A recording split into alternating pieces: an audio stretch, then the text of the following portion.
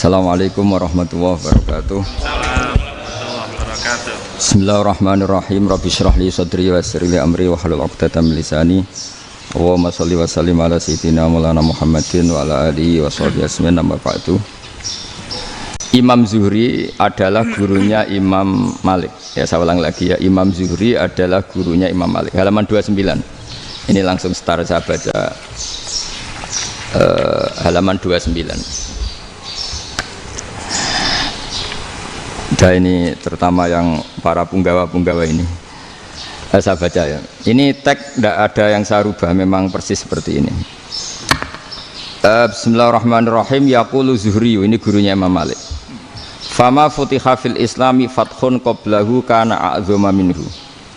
Innama kanal qitalu haitsul taqon nasu. Falam makanatil hudnatu wa wadu'atil harbu wa amanan nasu ba'duhum ba'do wal taqaw fatafawadu fil hadits wal munaza'ah falam yaklim ahadun bil islami yaqilu syai'an illa dakhula fihi walaqad dakhalataini kasanaten mislu man kana fil islam qabla dzalika au aktsar. Terus ini ngomongnya harus santai, nggak boleh provokatif. Begini, kita tahu dalam perdamaian Hudaybiyah itu poin-poinnya itu semuanya merugikan Islam. Di antaranya adalah jika yang Islam masuk kafir harus dibiarkan, karena berarti masuk ke habitat asli. Karena Nabi sebelum jadi Nabi komunitas pokok itu kafir, sehingga kalau Islam masuk kafir kembali ke habitat. Tapi kalau Islam masuk kafir, kafir masuk Islam itu harus dikembalikan karena dianggap bid'ah. Maka kalau kamu dituduh bid'ah itu tenang saja dulu. Nabi itu ya dituduh ji'ta bidinin muhdas, kamu datang dengan agama yang baru. Cuma agak diteruskan wa kullu muhdasatin bid'ah wa kullu bid'atin dalalah. Jadi orang-orang kafir dulu kalau ngomentari Nabi ya ji'ta bidinin muhdas, kamu datang dengan agama yang baru. Nabi nurut. Semua perjanjian yang merugikan Islam itu Nabi nurut. Tapi Nabi hanya minta satu hal, jangan ada perang 10 tahun. Dan orang boleh seminar, boleh diskusi tentang Islam. Ya ini dengerin betul ini. Jadi saya tidak akan provokatif, ini pakai logika. Nanti bisa dipakai disertasi doktor. Tapi saya minta orang boleh diskusi, boleh seminar tentang Islam. Akhirnya saat itu juga ada orang yang masuk Islam. Di depan tulisan itu belum kering istilahnya. Datang ke situ, namanya Abu Jandal bin Suhail bin Amr. Itu datang ke Nabi, ya Rasulullah saya ini mau masuk Islam. Kata orang-orang kafir, ini pertama Muhammad, kamu komitmen enggak sama perjanjian? Kalau kamu komitmen harus kamu kembalikan. Nabi bilang, ya Abu Jandal kamu kembali ke mereka, ke habitat mereka, yaitu menjadi kafir, di komunitas kafir maksudnya. Akhirnya nangis.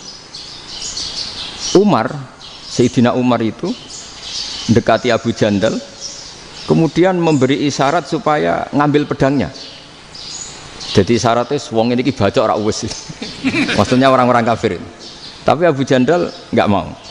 Singkat cerita akhirnya kembali ke komunitas kafir.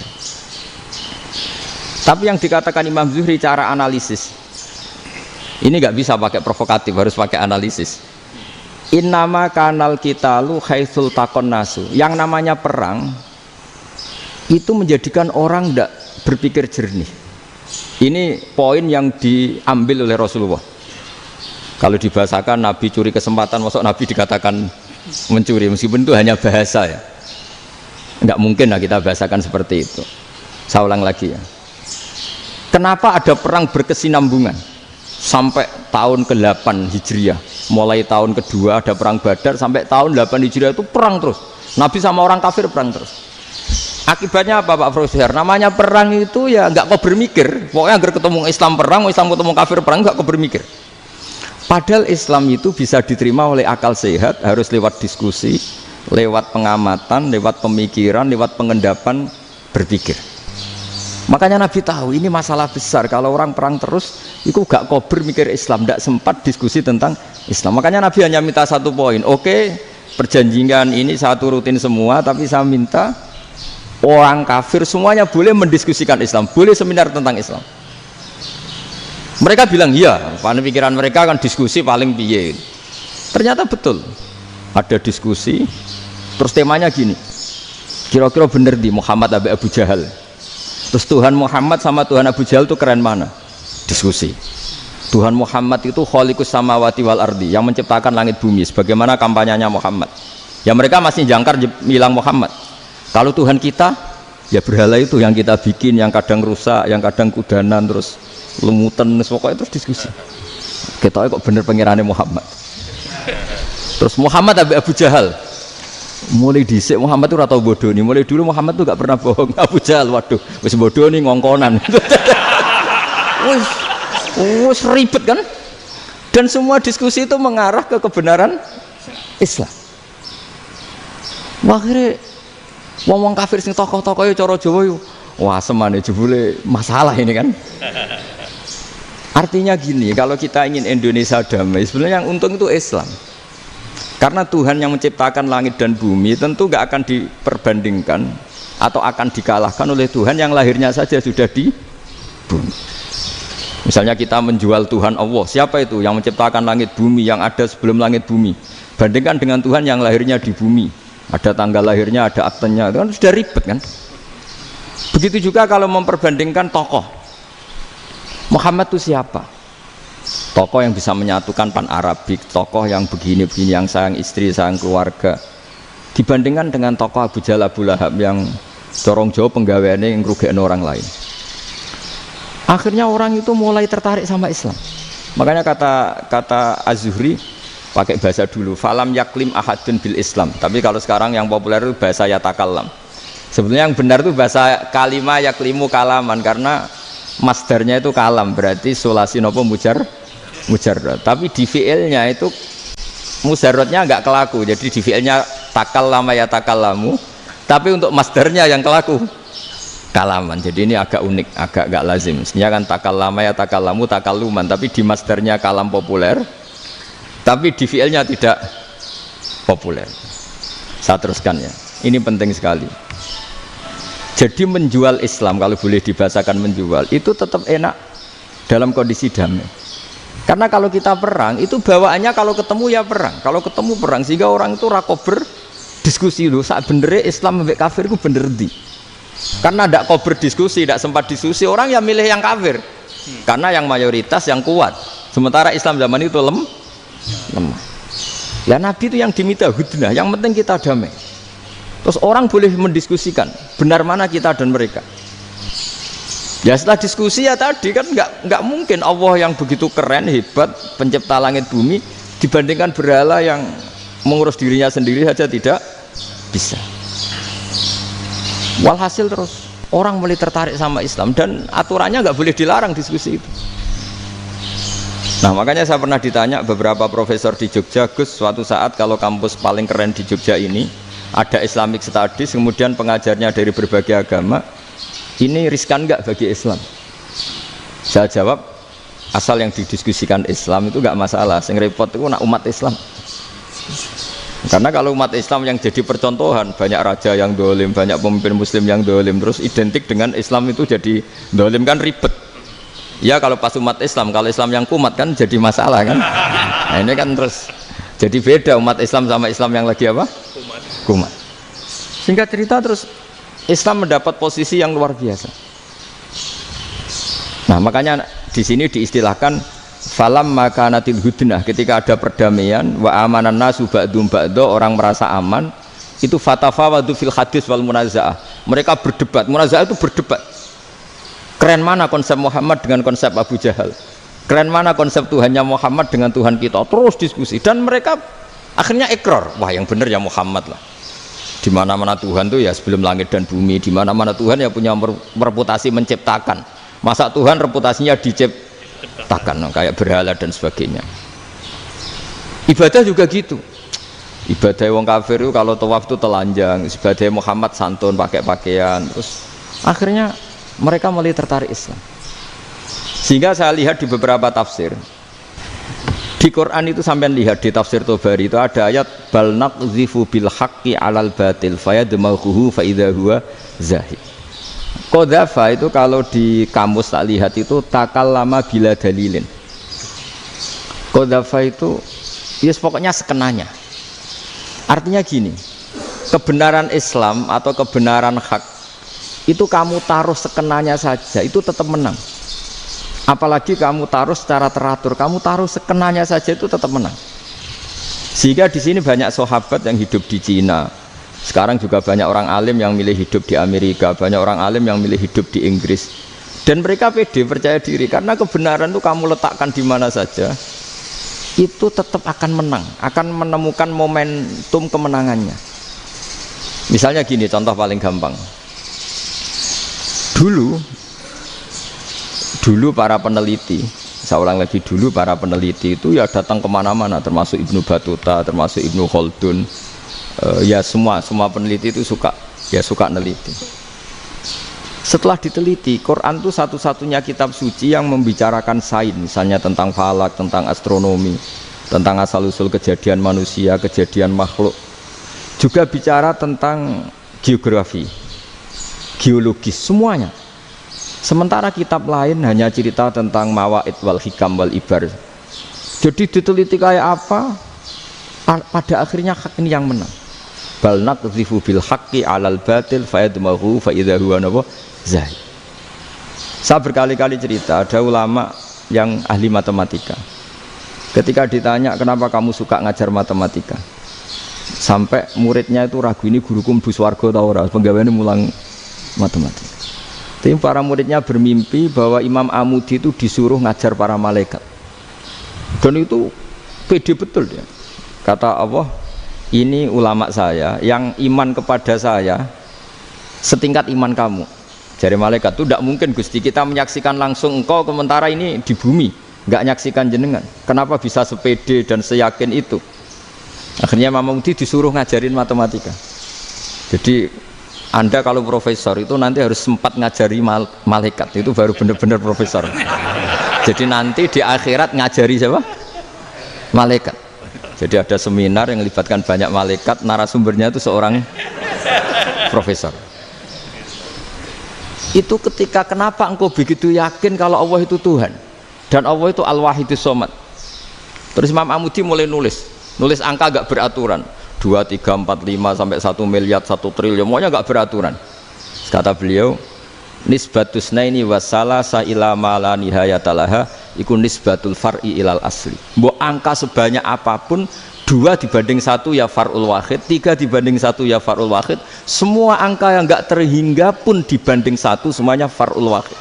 Semua angka sebanyak apapun itu cabang dari angka 1. Fakullu hadhil awalim far'un minal wahidis shomad, yaitu Allah Subhanahu wa ta'ala. Wakil malaikat tepuk tangan, iya juga. Jadi begitu juga ada ulama itu ahli gambar. Saya dulu ngaji sama Mbah Mun Al-Husunul Hamidiyah, itu kitabnya itu banyak gambarnya. Dan gale gambar yang ngawur betul, mangga ahli gambar. Saya Apple, sempurna lele. Semua gambar bangunan, gambar sapi, pokoknya gambar. Ternyata dia menemukan Tuhan itu dari gambar. Gambar serapi ini atau seruwet ini sama. Gambar rapi sama ruwet itu sama kalau dalam pandangan tauhid. Dimulai minan nuqtah al-wahidah. Kowe cek gambar sing rapi, sing indah, cek gambarmu elek, dimulai dari satu titik. Dan titik ini nuqtatil wujud, yaitu Allah Subhanahu wa ta'ala. Jadi nak cara ahli tauhid gak penting gambare api, menang lomba atau ora penting. Butuhe hadis surah ini gambar baik yang rapi maupun ndak adalah min nuqtah dari satu titik. Ya, alam raya sebanyak ini mbok gambar mbok ora, cek mulai Mars sampai Jupiter kabeh semua bentuknya yang banyak ini semuanya min nuqtatil wujud, yaitu dari titik wujud, ini kok Allah Subhanahu wa ta'ala. Di sini hebatnya ulama-ulama, mbok dia pengajar matematika, mbok pengajar gambar, semuanya dipakai perangkat untuk tauhid. Nah, itu kan juga bagian dari Islam damai, Islam yang sangat tidak perlu perang untuk orang dipaksa Islam, nggak perlu provokatif kayak tadi pidatonya rektor jenengan tadi. Jadi ciri utama ilmuwan tuh kalau ngomong datar tapi logikanya nggak terbantahkan, itu ciri khas ilmuwan. Kalau ciri khas politikus kalau ngomong itu keras, provokatif lah kira-kira gitu. Tapi isinya biasa. Nah saya berharap nanti semua profesor doktor itu datar tapi isinya kualitasnya bagus ini. Mentes. Jadi makanya terus kata ulama kenapa diistilahkan balnat zifu bil haqqi, kenapa pakai qadhafa sementara qadhafa maknanya takallama bila dalil, maksudnya bila dalil di sini itu min ghairi ikhtiyajin ila dalilin, kebenaran itu memang nggak butuh dalil. Apa kita perlu dalilnya apa, buktinya apa? Kalau 3 itu cabang dari 1, wong gendeng yang takut gitu pasti orang gendeng. Wong 3 cabang dari 1 kok ditanyakan buktinya apa? Itu min awalil bidah. Pertama orang pasti tahu kalau 3 itu far'ul wahid, 1 juta juga far'ul wahid, 1 miliar juga far'ul. Gambar yang sebanyak apapun ya dimulai dari 1 titik, cek gambar bener maupun yang tidak. Akhirnya apa? Ulama dulu itu sebegitu rileks nerangkan tauhid. Lalu kenapa asma ini yang ya ini kan khas NU ya, khas pesantren. Sebenarnya saya keberatan pakai istilah khas NU, pakai khas pesantren karena NU itu anaknya pesantren, jangan dibalik pesantren anaknya NU, karena sebelum ada NU itu ada pesantren. Jadi NU itu sama pesantren itu tua pesantren. Jadi NU dilahirkan pesantren, bukan dibalik pesantren dilahirkan NU. Sehingga barokahnya didirikan pesantren ini, kadang nyuwun sewu sekali Mbah Hasyim itu kadang ide besar beliau itu ora dituruti wong NU. Jadi Mbah Hasyim cara kula kok dadi Mbah Hasyim ya mangkel. Mbah Hasyim itu ngarangno kentong. Nggih ngaramno beduk, tapi wong NU nganggo kentong. Beduk. Dan uniknya Mbah Hasyim enggak tersinggung. Karena ciri khas pesantren itu membolehkan perbedaan apa? Pendapat. Itu masyhur khilafnya Mbah Hasyim sama Mbah Fakih Mas Kumambang itu sampai dikitabkan, saling ngeritik, saling macam-macam lah. Jadi cara berpikir Mbah Hasyim ketika Nabi rembukan, ini gimana ya cara menentukan waktu sholat ya? Ya pakai kentong ya Rasulullah, dzakalin nasara itu untuk orang Nasrani. Ya pakai buk itu trompet, dzakalil yahud itu untuk orang Yahudi. Terus ada yang usul lagi pakai api ya Rasulullah, dzakalil majusi itu orang Majusi. Setelah itu ada orang datang lari-lari cerita mimpi azan tadi. Ya itu terus dipakai sarana pemanggilan sholat ya azan itu. Sehingga Mbah Hasyim menolak kentong. Karena mantas sababi qaumin fahuwa minhu. Beliau keras sekali sampai bilang haram. Beliau judulnya ya haram, al-jasus antakhrimin nakus. Setelah naskah itu sampai ke Mbah Fakih Mas Kumambang di Gresik situ, di daerah Dukun situ. Dulu nggak ada WA ya, jadi sampainya ya lama. Makanya saya sampai sekarang nggak punya WA, karena ya saya ulama kan, kalau WA-an terus ya jadi ulama. Nggak jadi ulama, main WA-an terus itu. Nah itu termasuk rektor nggak kau bermikir itu mesti kebanyakan WA. Karena kan otaknya didikte oleh sesuatu yang masuk. Sesuatu yang dilihat itu kan pasti mendikte kita. Beda kalau yang enggak WA-an kan mikir apa kita yang menentukan. Kalau WA-an kan kita ditentukan. Mau mikir anaknya butuh apa gara-gara WA informasi Jakarta mikir Jakarta. Padahal secara kewajiban ngapain kamu orang Malang mikir Jakarta. Gara-gara WA mikir Jakarta belum selesai ada berita di Sulawesi, mikir Sulawesi.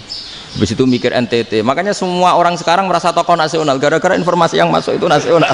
Jadi Mas Yo RT yang mikir gimana Gus Indonesia kok. Ada RT loh. Sampai lupa kalau dia itu RT. Jadi semua orang sekarang merasa tokoh nasional. Dan itu gara-gara apa coba? Akhirnya semua orang juga punya ide tentang nasional. Harusnya negara itu gini-gini. Jebule wonge sing duwe ikon itu sapa? RT. Ribet kan? Saya teruskan, setelah naskah itu sampai ke Kiai Fakih Mas Kumambang, beliau itu marah besar. Ini harus dilawan, dan saya bukan karena benci Mbah Hasyim. Beliau teman saya ketika ngaji Kiai Mahfud di Mekah. Jadi Mbah Fakih dan Kiai Hasyim itu teman ketika ngaji di Mekah. Terus cara ngelawan tuh lucu, gak ilmiah, tapi gak ilmiah wong alim tetap ilmiah. Di mana-mana serupa itu tidak sama. Ya kalau mungkin zaman Nabi di Madinah itu, zaman itu kentong itu identik dengan milik Nasrani. Di Indonesia beda. pos kampling ya kentong, kebakaran ya kentong, wae sarapan orang di LP ya pakai kentong. Jadi tidak ada jaminan kalau kentongan itu identik dengan Nasrani. Lalu haramnya di mana? Yang di mana-mana tasabuh itu identik. Ini tidak identik. Mulai masalah kan? Mulai masalah. Jadi beliau gaya judul Hazruus. Hazruus itu kepala bergeleng-geleng. Sekarangan kok ngene. Jadi sekarangan kok provokatif gitu. Nah, dan itu Mbah Hasyim ya hormat Mbak Fakih hormat Mbah Hasyim. Saya sendiri secara pribadi itu lebih suka pendapat Mbah Hasyim sebetulnya. Karena bagi saya sholat itu sakral. Ya sudahlah kalau sakral ya dipanggil dengan sesuatu yang sakral yaitu kalimat thayyibah adzan. Tapi saya tidak akan bilang kalau kentongan itu haram. Karena kalau haram alasannya mirip orang Nasrani. Sementara pos kampling ya pakai kentong, ada banjir ya kentong, ada kebakaran ya kentong. Jadi tidak identik untuk misa atau untuk sholat ala Nasrani. Tapi itu dulu ya rileks saja, dua beliau itu ya saling menghormati padahal saling kritik. Dan dulu ulama yang beda madhab itu ya saling menghormati. Imam Syafi'i itu kalau sholat di kawasan Masjid Abi Hanifah ya tidak kunut. Ketika ditanya kenapa kamu tidak kunut sementara engkau berpendapat kunut itu sunat, ikroman di hadal madhab, saya sangat menghormati madhab. Imam Ahmad bin Hanbal itu berpendapat kalau orang pakai bekam, pakai iftisot atau hijamah itu batal sholatnya. Sementara Imam Syafi'i mengatakan tidak batal apa sholatnya atau wudunya tidak batal. Tapi Imam Ahmad itu ditanya, apa kamu makmum Syafi'i?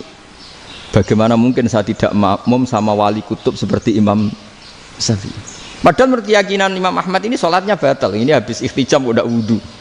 Tapi tetap saja beliau karena perbedaan pendapat di furu' itu lazim. Ya orang boleh berdebat lah. Ketika Unisma datangkan saya, itu saking senengnya kiai, apa saking sombongnya sampai ngatur kiai, kan nggak pernah bisa diperdebatkan. Itu kan orang boleh debat kan? Itu saking angkuhnya apa saking senengnya kan nggak jelas kan? Kan dan orang boleh setuju pendapat saya, yaitu ngatur kiai itu haram. Setuju juga Pak Rektor, ekspresi mahabbah itu ya macam-macam. Dulu sahabat ya gitu, sahabat itu ada yang nggak kenal wajahnya Nabi sama sekali sampai akhir hayatnya. Ketika ditanya, lo kamu itu sahabat kok nggak tahu wajahnya Nabi? Saya tidak pernah berani memandang Nabi karena ijlalan lahu, terlalu menghormati saya sehingga tidak berani memandang wajahnya. Ada sahabat yang penggawaannya dulu wajah Nabi sampai bisa nyifati alfiu faminunil hajib, sampai bisa nyifati detail karena dulu wajah Nabi itu ibadah. Ada seorang wali ditanya, kalau kamu di surga ingin nggak melihat Allah? Enggak. Loh, tapi semua orang ingin melihat Allah. Unazzihu dzalikal jamal an-nadhari misli. Ben gak elek-elek Allah tak delok terima aku. Wong ra jelas. Berarti kok delok pangeran. Banyak. Jadi justru tapi karena saking takzimnya. Enggak lah, mosok sak aku kok. Makanya saya berkali-kali cerita. Menurut kesepakatan ulama, soft awal itu paling baik. Tapi banyak juga wali yang kalau sholat itu di belakang. Koyok paling bener yang kok ngarep gitu. Lu bayangkan misalnya kamu semangat di soft awal di Masjid Haram, jebule sholatnya salah. Itu dari malaikat gayane kok ngarep, jebule ra roh. Iku di sini-sini wong. Jebule bodoh gitu. Gayane kok ngarep jebule. Coba orang kalau sowan Mbah Mun yang berani di depan itu kan ya ketuanya atau jubirnya kan. Yang merasa ndak pati pinter-pinter kan mesti di pojokan. Artinya sudut pandang seperti itu ya sah saja, apa? Sah saja. Makanya banyak sahabat yang jarang sowan Nabi, alasannya takut ganggu Nabi. Banyak yang sering sowan Nabi, alasannya seneng Nabi. Yang sowan ya seneng Nabi, yang enggak sowan alasannya seneng. Lu Nabi itu tokoh, punya keluarga, punya anak. Kalau saya sering sowan berarti sering ganggu. Yang sering sowan dia alasan ini khazanah kita harus istifadah. Jadi zaman dulu dia biasa dua sahabat, yang satu milih mahabbah itu milih sering sowan, yang satu juga mahabbah milih tidak sering. Karena pertanyaannya bisa dibalik kan, sering sowan apa sering ganggu coba. Nabi Abedar, assalamualaikum. Nabi nimang cucunya, assalamualaikum. Ayo bener yang sowan apa bener yang enggak kalau seperti itu. Akhirnya terus diatur sedemikian rupa oleh Quran. Walau annahum sabaru hatta takhruja ilaihim lakana khairal lahum. Jadi sahabat kalau mau sowan Nabi ya nunggu di Sufah. Kalau Nabi keluar berarti milik publik. Sekali masuk ke dalam tidak ada sahabat yang berani sowan. La tadkhulu buyutan Nabi illa ayyudzana lakum. Kalau soal sampai masuk dalam harus nunggu dipanggil.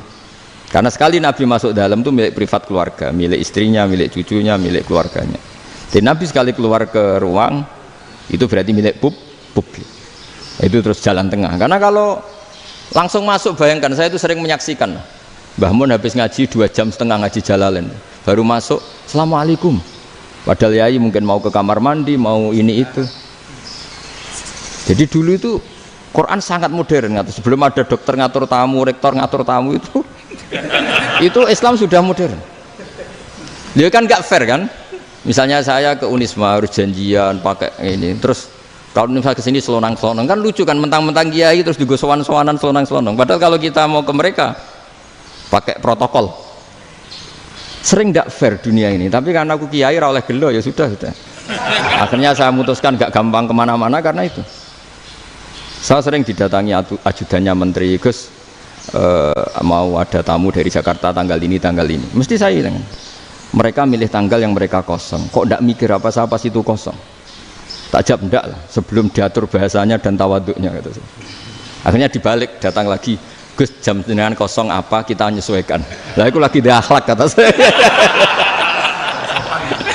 Itu baru punya akhlak kata saya. Bukan masalah ini, bukan masalah gengsi ya. Saya sendiri itu dolan ke alumni itu jarang karena ya takut. Kiai kan yo nganggur, jam 9 nganggur, jam 10 nganggur. Bisa saja alumni itu kerja di pabrik, bisa saja yang latihan ekonomi di pasar. Sehingga kalau saya datang jam 9, iki kiai sing nilai santri ini, apa kiai sing ganggu santri. Nah karena orang ini melakukan rutin gak kok berpikir, pokoknya ngono jenenge silaturahim. Mau nyerah kok berpikir, padahal kalau diangen-angen ini kiai yang nilai santri ini, apa kiai yang ganggu santri ini karena datang di jam kerja.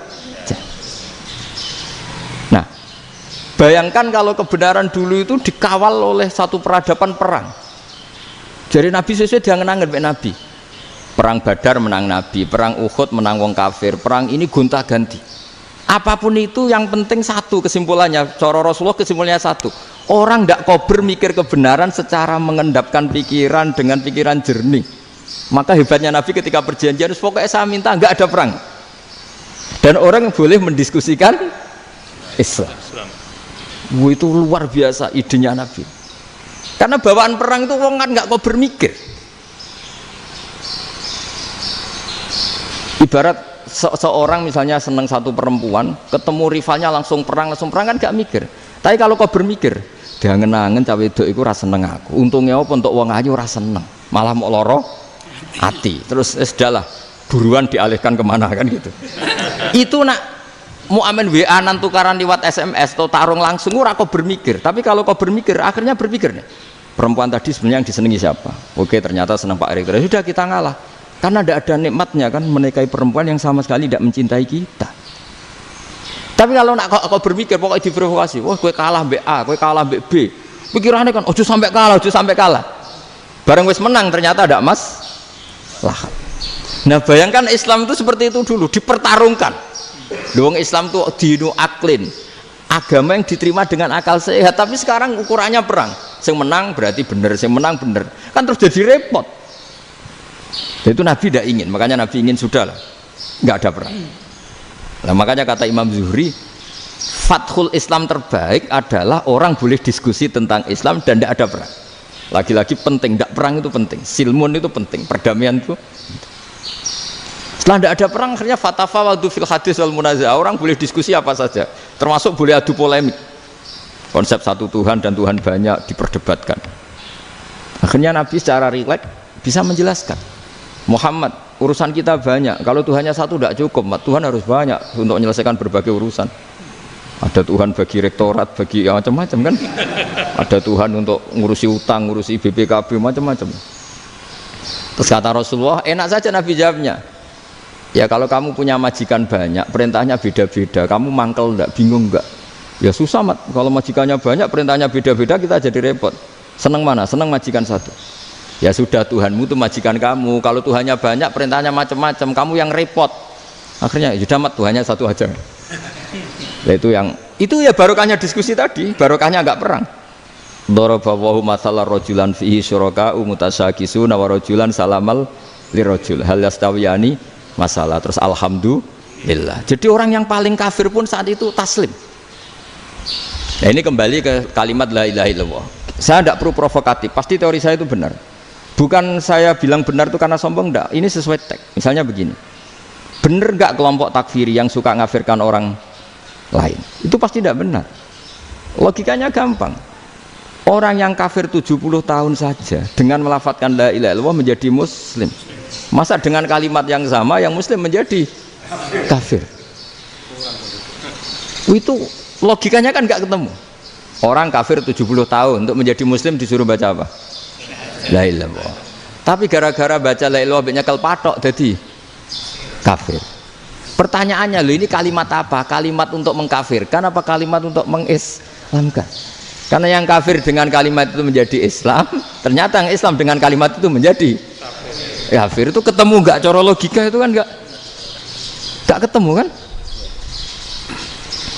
Makanya cara pikirannya Abul Hasan Asyadzili, dan saya setuju pikiran itu.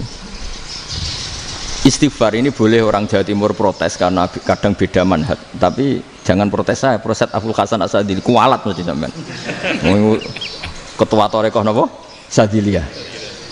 Cara madzhab Sadzili, dan Anda boleh berbeda madzhab, mencari khasnya wong kampus sing wani beda. Beda kapasitas lah, pokoknya butuhnya beda. Dan ketok pinter, ketok kritis tuh. Cara madzhab Abul Hasan Asyadzili itu gini Pak Rektor. Jadi istighfar itu baik. Tapi ba'da kamali tauhid, setelah tauhidnya itu benar. Alasan beliau masuk akal. Ketika ada ayat fa'alam annahu la ilaha illallah wastaghfir li dzambik. Bihadil kalimah. Jadi orang boleh istighfar setelah tauhidnya benar. Alasannya Abul Hasan Asyadzili begini. Qul lil ladzina kafaru iyantahu yughfar lahum ma qad salaf. Katakan kepada mereka yang kafir, sekali mereka tidak kafir, maka otomatis dosanya masa lalu diampuni. Pertanyaannya, yang bisa menghentikan kekafiran itu kalimat apa? La ilaha illallah. Dengan hanya melafadzkan la ilaha illallah Muhammadur Rasulullah langsung yughfar lahum ma qad salaf, langsung dosanya diampuni. Berarti yang menjadi pengampun dosa lah, penyebab pengampunan itu apa? La ilaha illallah. Itu bahkan orang kafir belum istighfar. Loh, di ayat itu kan Allah nggak mensyaratkan setelah la ilaha illallah istighfar baru diampuni, enggak. Asal la ilaha illallah langsung yughfar lahum ma qad salaf. Saya ulang lagi ya, jelas ya. Jadi kulil ladzina kafaru iyantahu yughfar lahum ma qad. Nah, sekarang iyantahu, mereka berhenti dari kafirnya. Syaratnya pakai apa? La ilaha illallah Muhammadur, itu langsung yughfar lahum ma qad. Artinya apa? Ghufranullah itu bisa didapat hanya dengan mujarrodut tauhid, yaitu hanya dengan melafadzkan kalimat thayyibah. Dan sahnya istighfar juga berdasar kalimat thayyibah itu. Misalnya gini, orang kafir sebelum Islam melafadzkan astaghfirullah, astaghfirullah, astaghfirullah, kira-kira diterima enggak? Enggak kan? Karena syaratnya istighfar ba'dat tauhid. Nah, makanya dalam madzhab Sadzili istighfar itu setelah la ilaha illallah. Karena cara pandang ya seperti itu. Jadi fa'alam annahu la ilaha illallah wastaghfir li dzambi. Jadi dengan kebenaran tauhid saja ini sudah cukup kita insya Allah layak diampuni. Karena innallaha la yaghfiru ayyusyraka bihi wa yaghfiru ma duna dzalika liman yasha. Jadi orang yang tauhidnya benar itu bisa diampuni Allah asal tauhidnya benar. Itu Allah ngendikan liman yasha wa yaghfiru ma duna dzalika liman yasha. Dawe Imam Suyuti walam yakun liman yastaghfir. Jadi orang yang bertauhid secara benar meskipun gak sempat istighfar itu tetap potensi diampuni. Karena bawaan tauhid itu sudah menjadi layak diampuni. Kayak orang kafir sekali ngelafadzkan kalimat tauhid mbok gak istighfar langsung diampuni. Nah, karena melihat seperti itu terus orang berlomba-lomba memperbanyak jumlah lafadz la ilaha illallah. Jadi kita yang alim, kita semua, saya tidak bilang saya, kita termasuk yang di pinggir-pinggir saya ngaku alim dengan masalah lah soalnya. Kita semua yang alim-alim itu tahu bahwa la ilaha illallah itu super. Sudah bawaannya tauhid, juga punya kelayakan diampuni. Nah, kemudian nasib kita agak sial. Malah kalimah ini dituduh bid'ah, dituduh khurafat. Mergo Nabi nggak pernah tahlilan, Nabi nggak pernah. Nabi nggak pernah tahlilan kalau diartikan Nabi ra tau maca la ilaha illallah aneh gak kalimah itu. Nah, ini provokatif ini. Nggih, mohon maaf. Assalamualaikum warahmatullahi wabarakatuh.